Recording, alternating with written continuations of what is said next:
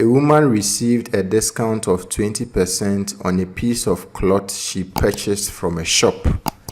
If she paid $525, what was the original price?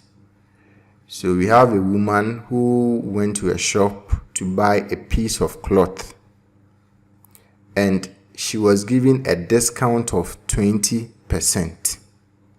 That means that the price of the cloth, that is the original price, was reduced by 20%. And after the reduction, she paid $525. The question wants us to find this original price.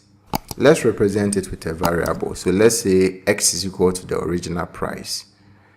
We have been told that the woman was given 20% as discount, and so the discount will be equal to 20% of the original price.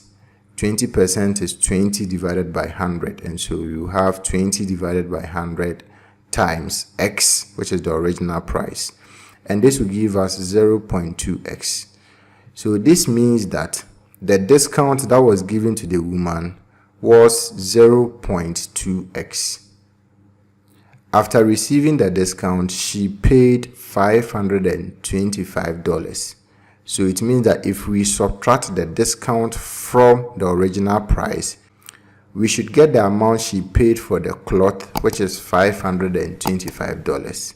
And so the original price minus the discount will give us the $525 she paid. The original price is x and the discount is 0.2x. So x minus 0.2x is equal to $525. X minus 0.2x will give us 0.8x. So 0.8x will be equal to $525. To get x, we will divide both sides by 0.8.